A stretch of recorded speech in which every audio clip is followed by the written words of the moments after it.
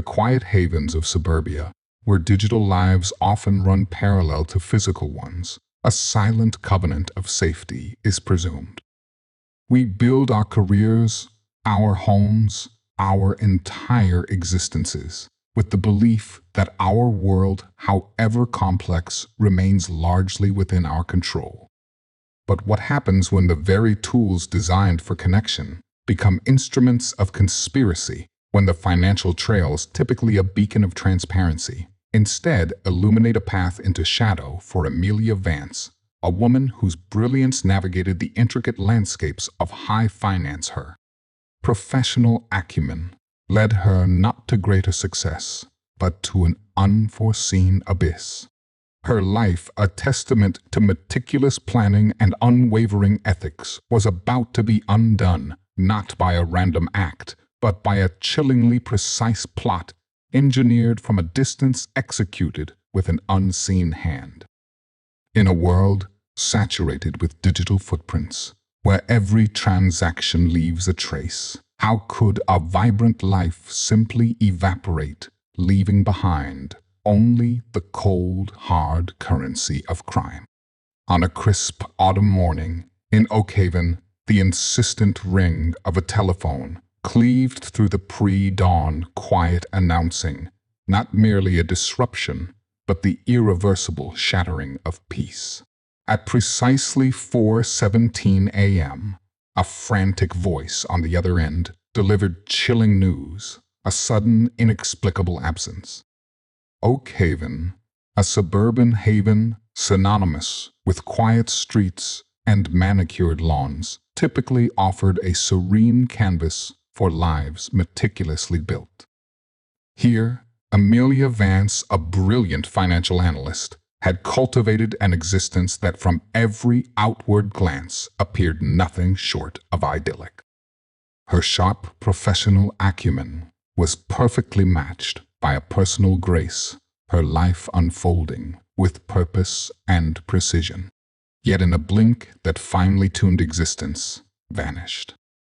The initial attempts to reach Amelia were met with a profound, unnerving silence. Her sister Clara Vance felt a cold knot tighten in her stomach, her hand trembling uncontrollably as she redialed Amelia's number again and again. Each unanswered ring resonated with a growing dread, a gnawing certainty that something deeply, terribly wrong had occurred.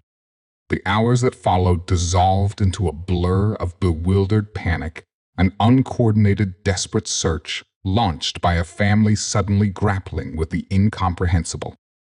Clara, her parents beside her, paced their living room, their faces etched with escalating fear.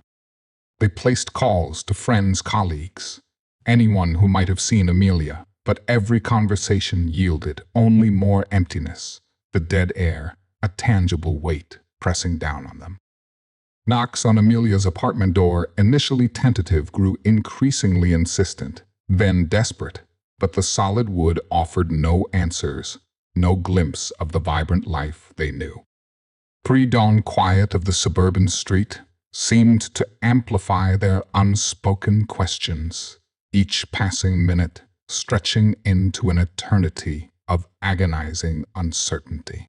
Clara's voice, later recalling those first surreal hours, still carried the raw edge of disbelief.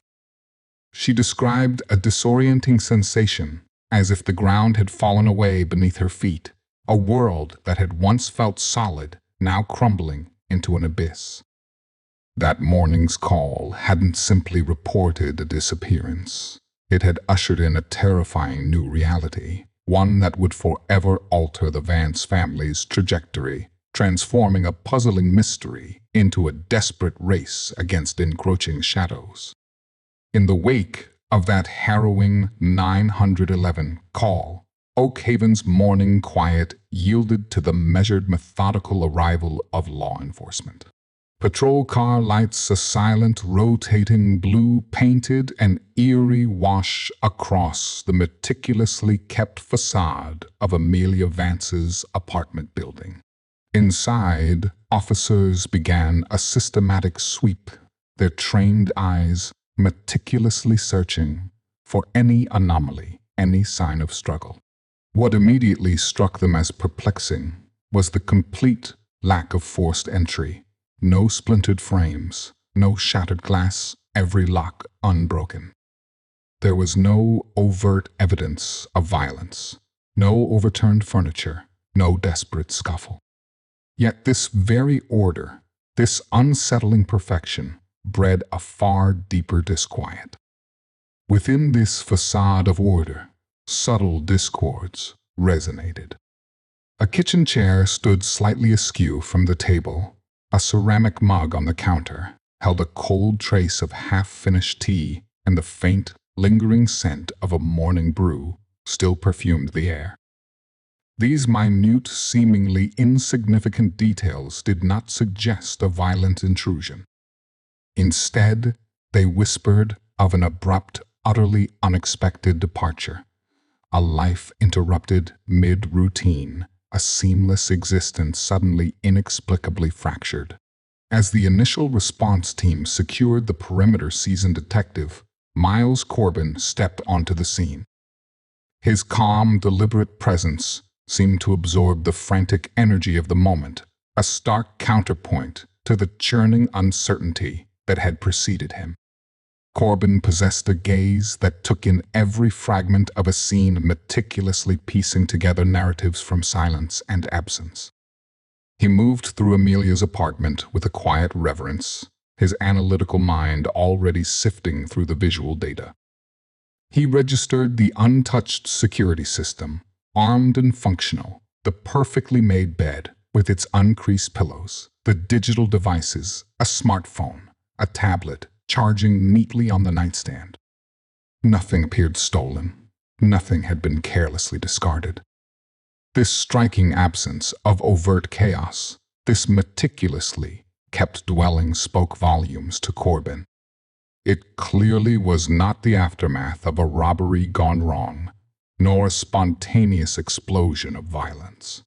His jaw tightened a near imperceptible shift as he processed the chilling implications.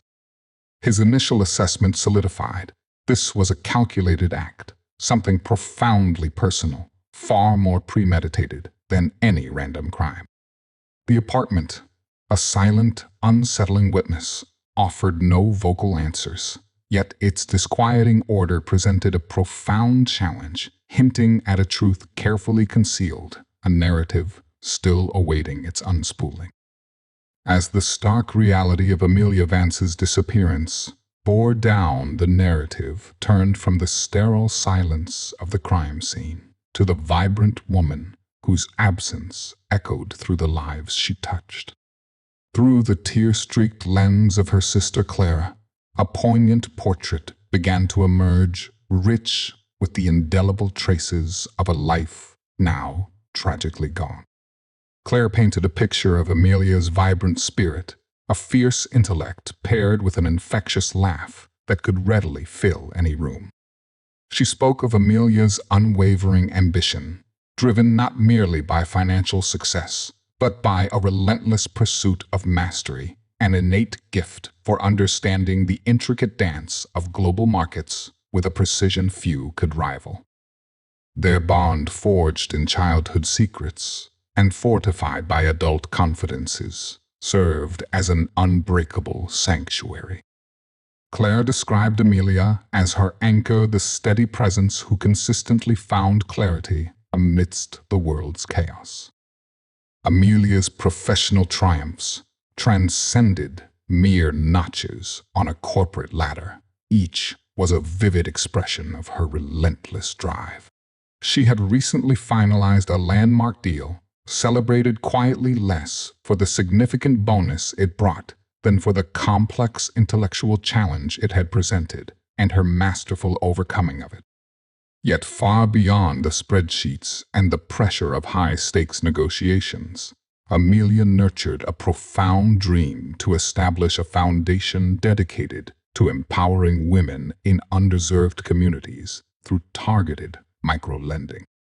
It was a vision born from her deepest values, a fervent desire to harness her financial acumen for genuine, tangible good.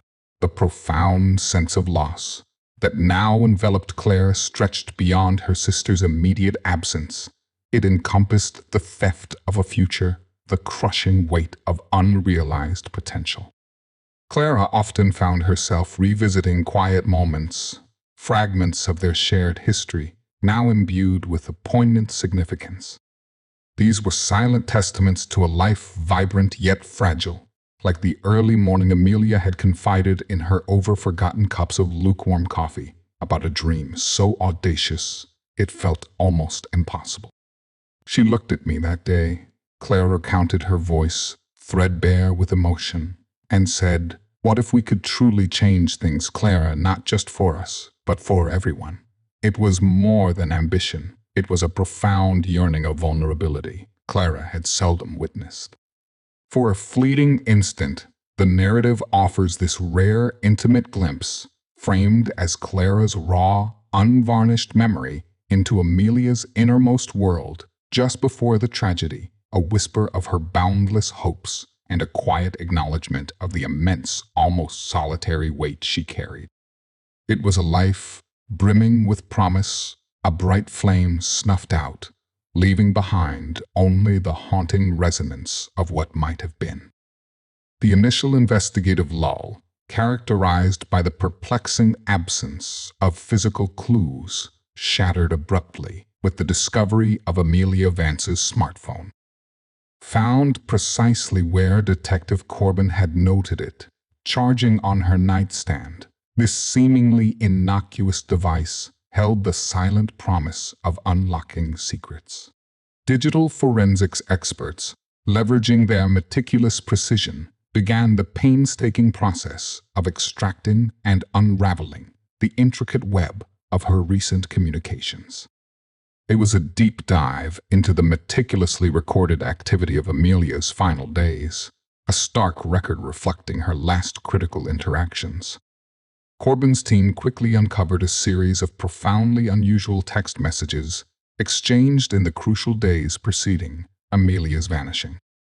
These were far from the typical casual exchanges of a high-level professional.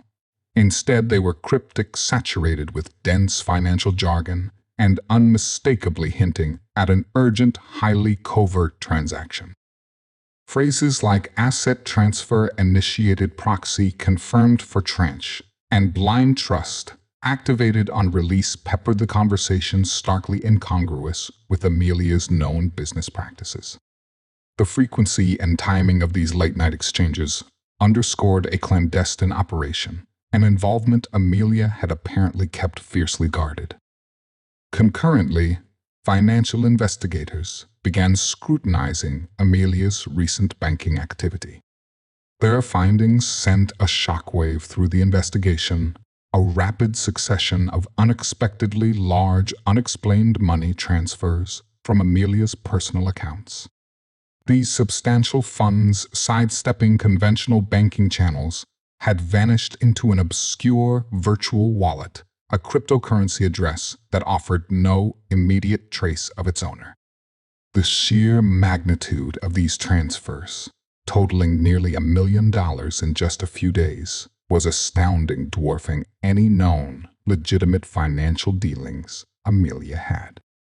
The surfacing of these digital breadcrumbs, now laid bare on a screen in the sterile confines of the forensic lab, marked an undeniable turning point.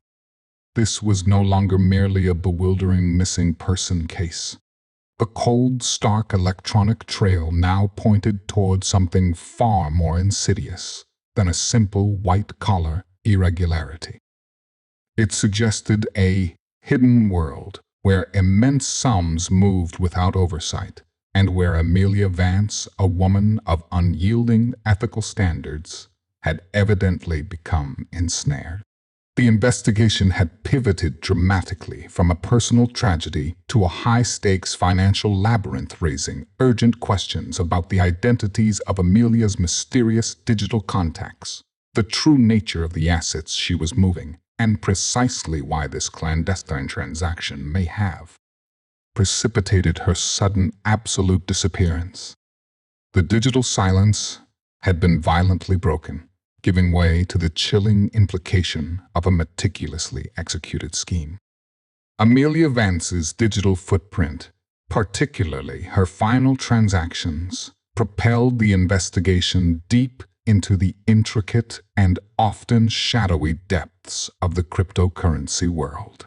Tracking these ephemeral movements of value, pursuing what felt like a digital phantom, presented a monumental challenge. Unlike the clear ledgers of traditional banking, digital currencies thrive on inherent anonymity. Sophisticated anonymizing techniques are meticulously woven into their very design, expertly obscuring both sender and recipient. It was a labyrinth of public blockchain data and private keys, a realm where financial transparency was deliberately sacrificed for ultimate privacy. Seasoned detective Miles Corbin and his dedicated team found themselves locked in a protracted battle against this pervasive opacity. They enlisted the formidable expertise of Dr. Evelyn Reed, a forensic accountant renowned for her unparalleled ability to untangle the most convoluted financial crimes. For endless hours, days blurring into a relentless grind, Dr. Reed meticulously dissected transaction logs, blockchain data, and encryption algorithms, searching for any anomaly, any pattern that might pierce the veil of digital obfuscation. The pressure in the tech lab was immense. Each blind alley, each dead-end address chipped away at the team's relentless resolve. The digital walls seemed impenetrable, constructed to confound and deter. Then, amidst the overwhelming volume of data, Dr. Reed's persistence yielded a critical insight. She pinpointed a subtle recurring signature, a unique encrypted identifier buried deep within the metadata of Amelia's outgoing transfers. It wasn't a flaw in the system, but a deliberate, repeating digital stamp that defied the blockchain's expected randomness. This faint signal, barely a flicker in the vast digital currents, became their crucial lifeline, proving that even in the most anonymous of transactions, patterns could betray. This encrypted identifier led them through a convoluted path, bypassing multiple layers of proxy servers and obscured IP addresses until it finally pointed to a shell corporation, Aegis Solutions Holdings. Registered in the notoriously secretive offshore haven of the Cayman Islands, Aegis was a classic financial ghost, an intricate corporate construct designed with one singular purpose: to completely mask the true beneficiary of the vast sums from Amelia Vance's accounts. It was a deliberately erected wall of digital artifice built to deflect all scrutiny. The breakthrough was still a faint outline, a mere shadow of a lead, yet it was undeniably present, finally offering a concrete path beyond the digital void. The relentless pursuit of the truth, often through tedious data analysis, had at last unearthed the first clear hint of the unseen hand orchestrating this dark transaction. The faint, yet undeniable digital breadcrumbs had led investigators to a name that resonated with a quiet unease throughout the financial world: Julian Thorne. A former business associate of Amelia Vance, Thorne was a man whose public persona shimmered with an almost deceptive charisma and an undeniable aura of success, a venture capitalist lauded for his aggressive, often audacious deals. Yet beneath this polished veneer of legitimate triumph lay a notorious reputation for ruthless financial maneuvering, a history laced with shadowy dealings, and an unsettling willingness to operate within the murky gray areas of the law. He had earned the chilling moniker Architect of Shadows for his uncanny ability to construct empires on foundations of profoundly questionable ethics. Detective Miles Corbin's team wasted no time. Discreet surveillance operations were immediately put into motion, meticulously charting Thorne's daily routines. They observed his clandestine meetings, frequently conducted late at night, in exclusive private clubs or secluded office parks, where conversations remained hushed and participants arrived in unmarked cars. More tellingly, Thorne displayed a consistent pattern of rapidly switching between multiple disposable burner phones, a habit that immediately triggered alarm bells for experienced detectives.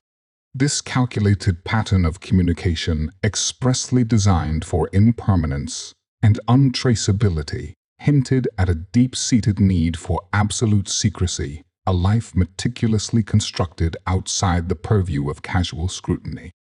The narrative began to subtly introduce the contract element, a chilling implication of Thorne's deeper, more sinister involvement. The persistent whispers from the financial underworld, combined with the untraceable money transfers, coalesced to suggest not merely a high-stakes business dispute, but a dark network of illicit arrangements, a web of silent agreements with deeply dangerous implications. Thorne's carefully curated facade, painstakingly built on years of accumulated wealth and influence, began to reveal imperceptible cracks under the quiet, persistent pressure of the police's watchful eyes. His outward success, once a formidable shield, now served as a stark, almost perverse contrast to the subterranean world of clandestine activities that surveillance was systematically revealing. Each observed secret meeting, each discarded burner phone, drew the invisible net tighter around him. The air surrounding Julian Thorne thickened palpably with suspicion, the scent of concealed truths growing stronger, more undeniable with every passing hour. It became terrifyingly clear that Amelia Vance had stumbled into a world far more perilous than anyone could have imagined, a world meticulously crafted by Thorne, where consequences were paid, not in currency, but in silence, absolute and permanent. Julian Thorne was brought in for questioning, ostensibly regarding Amelia Vance's intricate financial dealings. He entered the precinct with an air of practiced nonchalance, a man accustomed to commanding every room. His demeanor remained unnervingly calm, almost arrogantly composed, as he settled across the table from Detective Miles Corbin. Thorne feigned genuine shock at Amelia's disappearance, his brow furrowed in a meticulously performed show of concern. With smooth, expertly constructed phrases, he projected an image of effortless innocence and unwavering cooperation, a master illusionist, already spinning his intricate narrative. He then offered a seemingly airtight alibi for the exact time of Amelia's vanishing, detailing a meticulously planned business trip to a remote, exclusive retreat complete with corroborating witnesses and verifiable digital check-ins. Seasoned detective Miles Corbin, a formidable player in psychological chess, adopted a calculated, non-threatening rapport-building approach. His voice remained even, his posture open, inviting Thorne to elaborate, to fully articulate his version of events without interruption. Corbin listened intently, his eyes unblinking, allowing Thorne to fully unfurl his intricate narrative. Yet beneath the veneer of casual conversation, the detective's keen observation missed nothing. He registered the almost imperceptible micro-expressions that flickered across Thorne's face, a brief, almost involuntary tightening around the eyes when Amelia's name was mentioned, too casually a subtle shift in posture when pressed on a specific detail. A faint tremor, easily overlooked, ghosted through Thorne's left hand as it rested on the table, a fleeting, almost defiant betrayal of his otherwise perfect composure. The interrogation room, stark and sterile, transformed into a tense psychological arena. Every word uttered by Thorne was meticulously weighed, every gesture rigorously scrutinized by Corbin, who understood that in such high-stakes encounters the truth often hid in the smallest, most involuntary tells.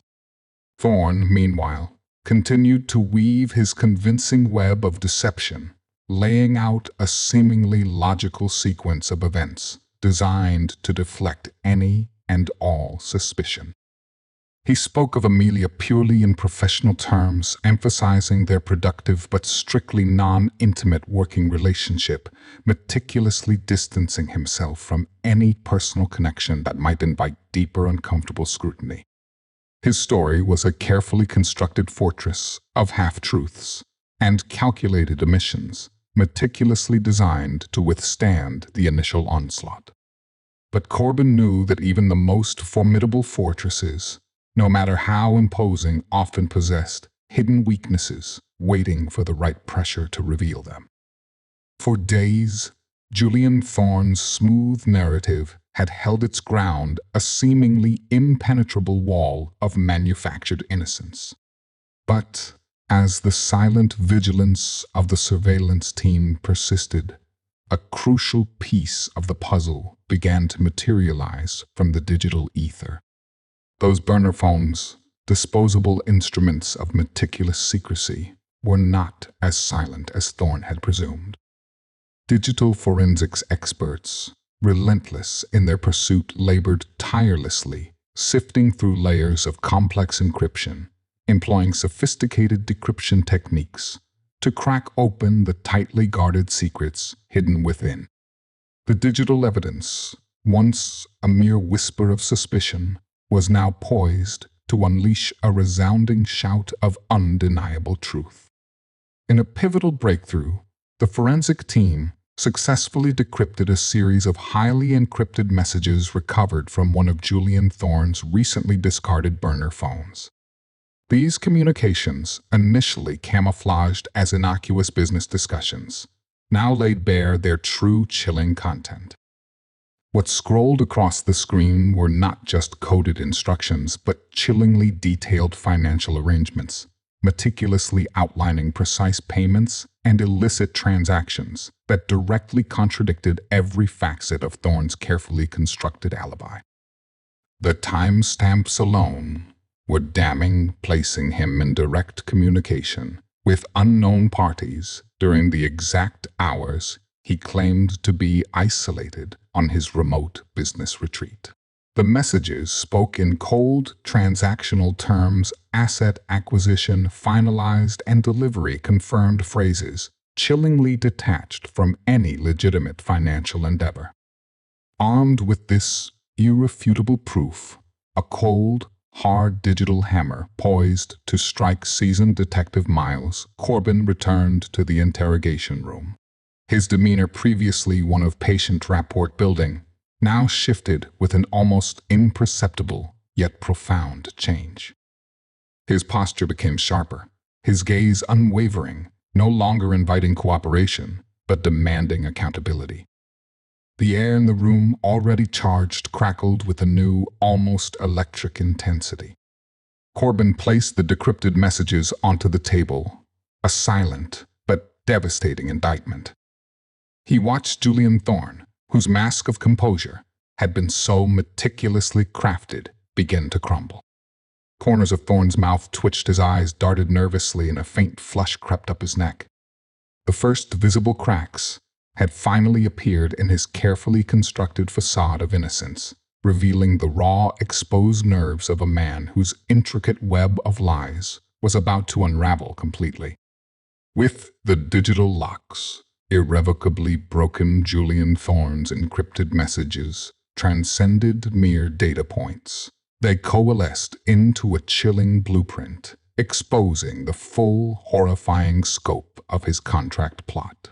This was no sophisticated financial scam, as initially surmised, but a calculated, cold-blooded scheme designed to permanently silence Amelia Vance.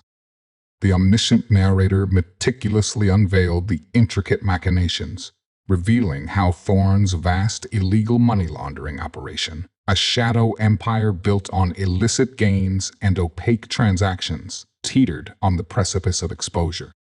Amelia, with her unparalleled financial acumen and unwavering ethical compass had unwittingly stumbled upon the very core of his criminal enterprise, painstakingly gathering irrefutable evidence that threatened to dismantle every illicit structure he had meticulously constructed.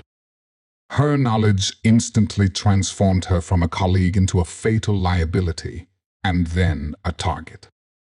The decrypted messages explicitly detailed payments to a separate individual, a chilling figure identified as Marcus the Shadow Blackwood. Blackwood was not simply a name. He was a known enforcer, a man whose brutal reputation and violent past spanned continents, infamous for his chilling ability to make problems and, more disturbingly, people disappear without a trace. Communications precisely outlined Sum's logistical instructions and rigid timelines for Amelia's abduction, the objective chillingly unambiguous to ensure her vanishing was utterly, permanently absolute.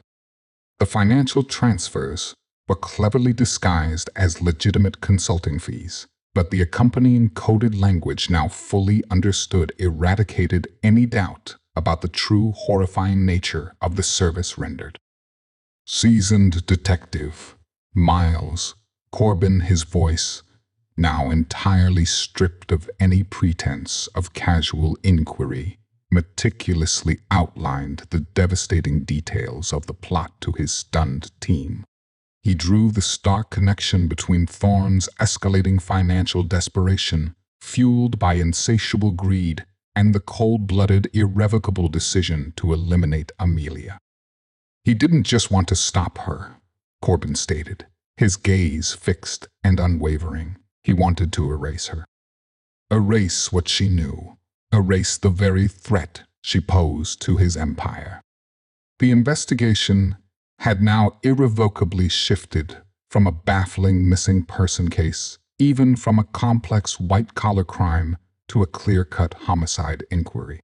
The unsettling absence of Amelia's body, once a perplexing void, was now revealed as the precise intended outcome of Thorne's sinister contract.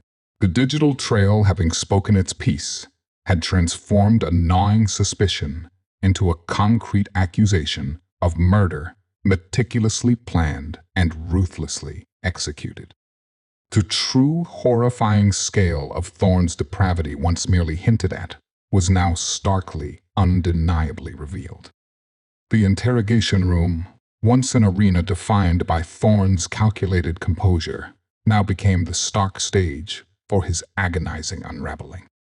Seasoned detective Miles Corbin, armed with irrefutable digital evidence, intensified the pressure confronting Julian Thorne directly with the overwhelming proof linking him to Amelia Vance's abduction and suspected murder. The polite veneer of professional inquiry had vanished, replaced by a relentless, unwavering pursuit of truth. The deceptive suspect, Thorne responded with a volatile display of agitated outbursts. He swung wildly between vehement denials, his voice rising in desperate protestations and frantic attempts to deflect all blame onto Marcus Blackwood, the hired enforcer. "I didn't ask for that," Thorne hissed, his face contorting with a sudden grotesque shift. "He went too far. I just needed her out of the way, not gone."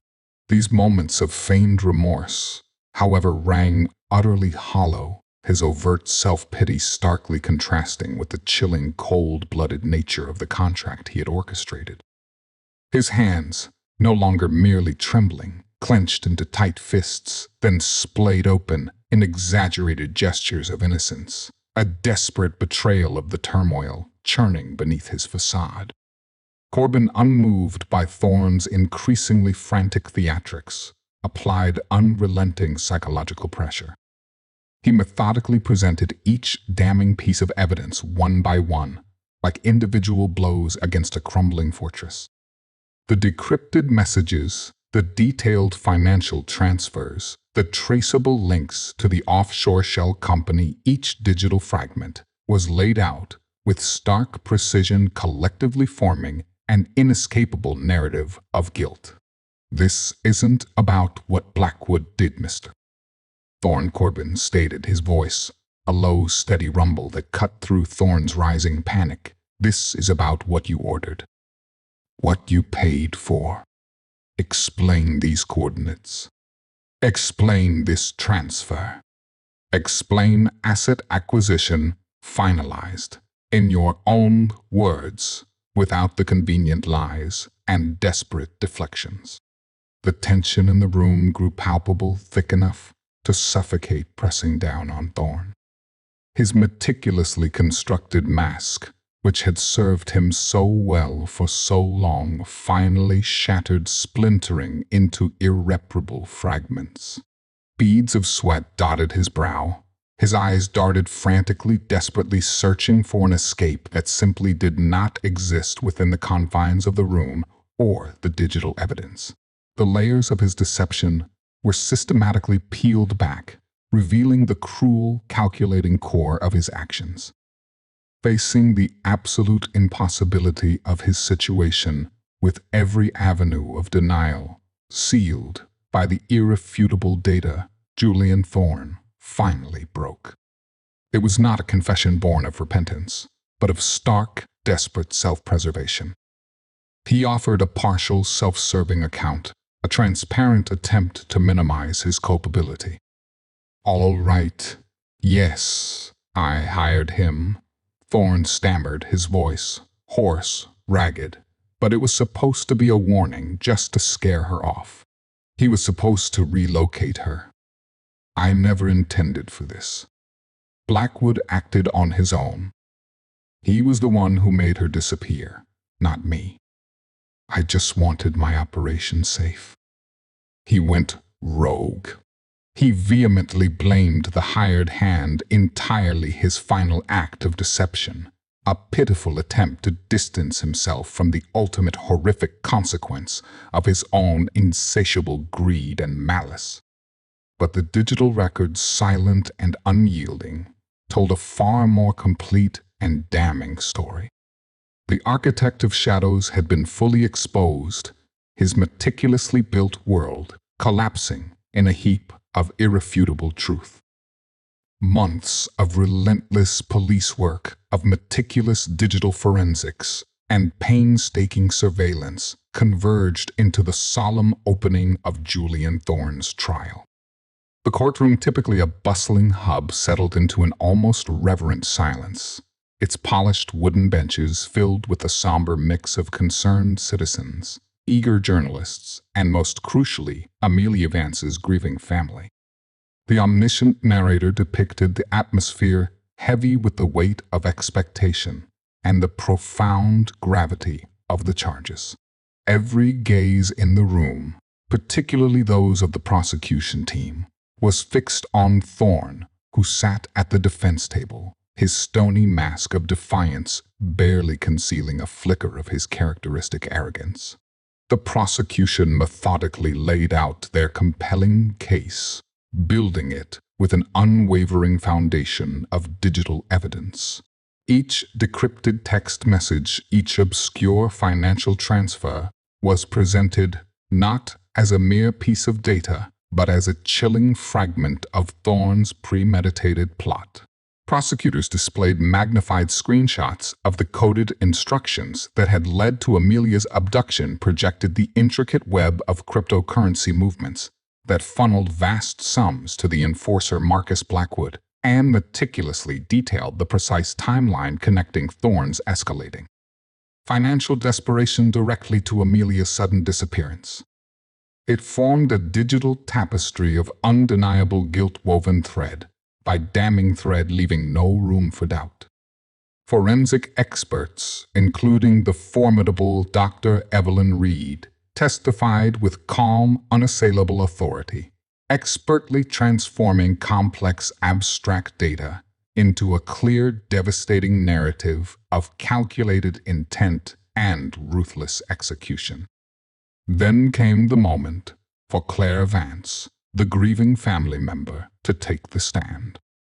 Her voice, initially a fragile whisper, gained steady power as she delivered a profoundly moving and heartbreaking victim impact statement.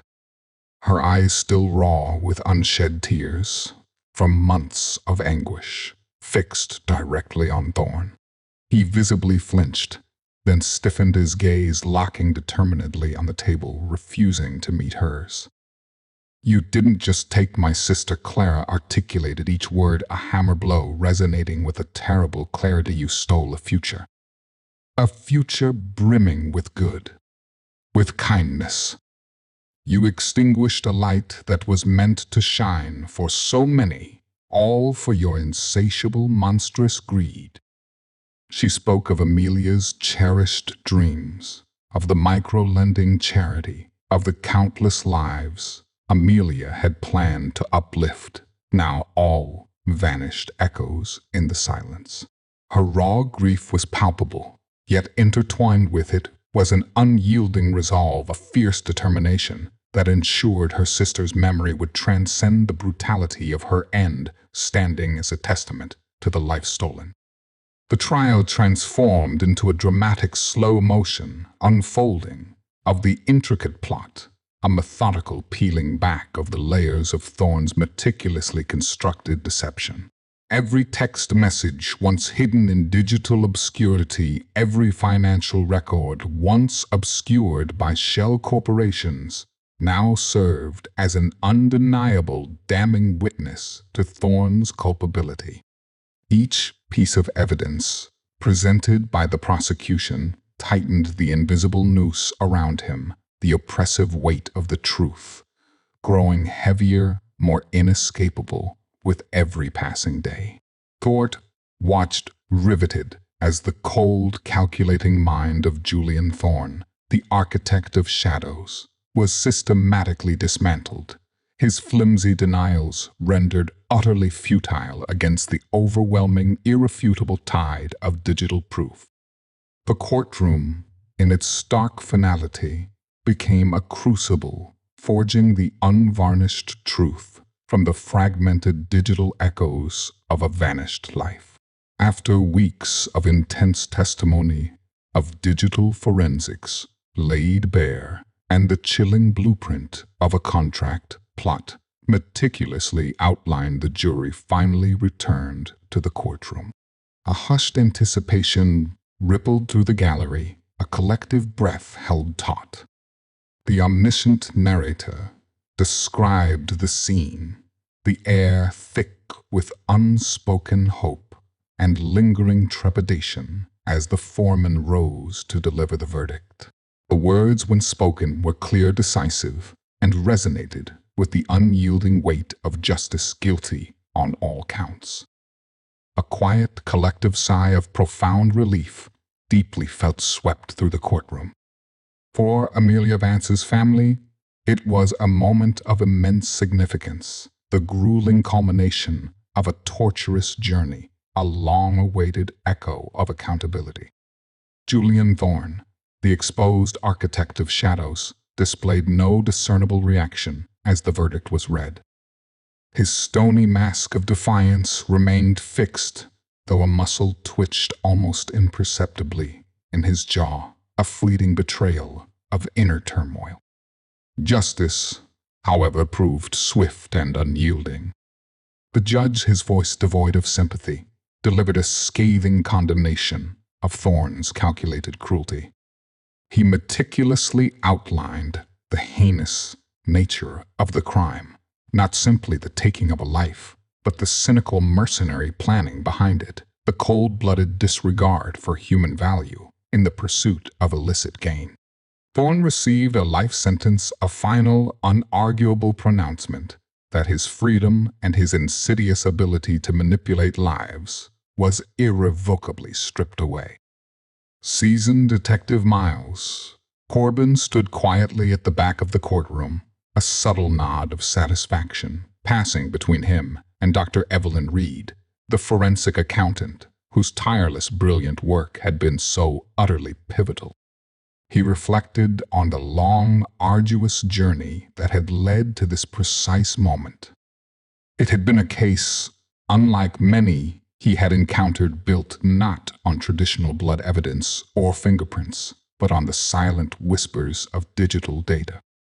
Corbin acknowledged the relentless dedication of his entire team, the countless hours spent meticulously piecing together fragments of information, the unwavering patience required to navigate the labyrinthine world of offshore accounts and impenetrably encrypted messages.